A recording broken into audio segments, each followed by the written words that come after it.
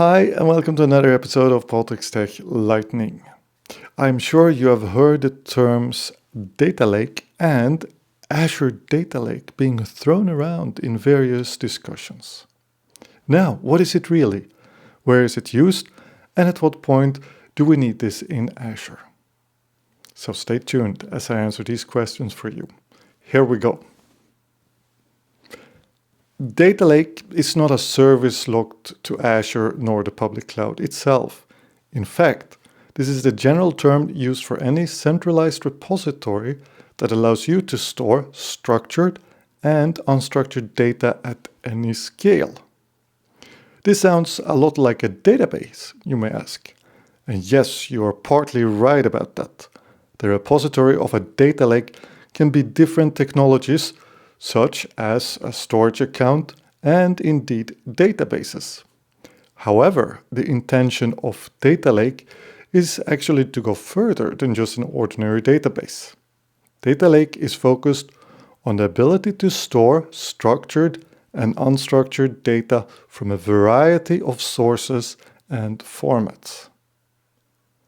Think of this as your central repository with data from, for example, web servers, databases, IoT devices, and more collected and stored in this one repository. I hope you are now starting to get the idea and understand the benefits a system like this brings. A few noteworthy benefits that we can immediately identify, those are: you have a single platform where all the data is stored. You need to query only one place to get full end-to-end visibility. You have versatility in the way that it can store all types of data and formats. You can store XML files, binary data, chat files, which are just a few examples. It's built for scalability, and modern solutions have ways to easily expand and increase the capacity. That's it, in a nutshell, what data lake is all about. So as you can understand, it easily works together with other analytics services. Now, how does this integrate in Azure, and what options do we have there? Well, for Azure Data Lake, we have two possibilities in Azure. The first one, we have Azure Data Lake Storage Generation 1. Now, this is a feature which will be retired in 2024 and superseded by Generation 2. You can store literally any amount of data of any size for any amount of time. So basically, you will run analytics jobs using Data Lake Analytics on the data stored in the Data Lake Store. Then we have 2, which is the Azure Data Lake Storage Generation 2. Now, this is a supercharged version of the one to use going forward. This is built on top of the existing blob storage service in Azure. In addition to what we said about Generation 1, this one also has support for hot, cold, and redundant storage. Why do we really need an Azure data lake? Can we just not store everything in a blob storage account? Well, blob storage is actually really good for unstructured data, such as videos, photos, and text files. However, one major limitation is that this is using a flat namespace. Blob storage has several containers, and within those, all the data is stored. There's no option to create multiple subfolders and sort the data further. If you're only able to store your data in one container, you will be limited. It's just like having to store data in a folder on your file system without the ability to create subfolders. And without subfolders, it becomes difficult to structure many different types of data. Now, in addition to that, there is actually a serious performance penalty with big data. Imagine you have all your log files from all the years stored in one directory.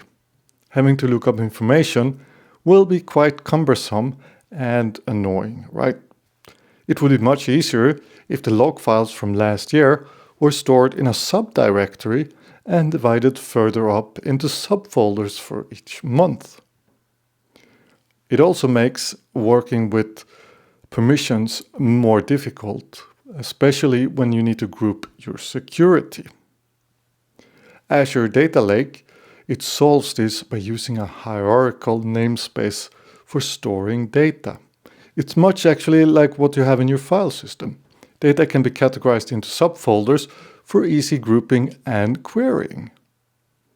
That said, well, not all workloads take advantage of a hierarchical namespace. For example, VHD files for your virtual machines, they are better stored in a blob storage account. Azure Data Lake storage is a little bit pricier compared to a standard blob storage account. Now this is usually offset by the fact that you can save a lot on the compute costs when you use Azure Data Lake. So you will use much less compute power querying Azure Data Lake compared to a data in a blob storage account. And that's where you will see all your savings. So not only provides the hierarchical namespace benefits, but Microsoft have also optimized this for service for a fast I/O of high volume data. Now, this was the eagle eye overview I wanted to give you for Azure Data Lake and Data Lake in general. There's a whole other field of study to integrate Azure Data Lake with the analytics platform. Now, to recap what we have learned, store the following information and details in your own data lake storage part of your brain.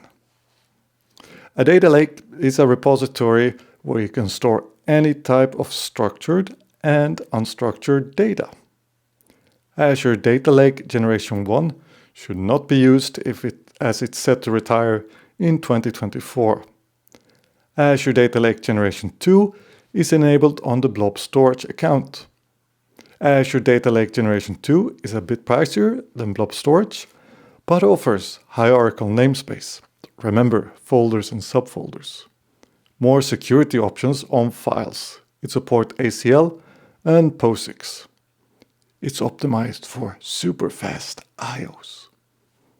So, thank you for watching, and until next time, take care, see ya.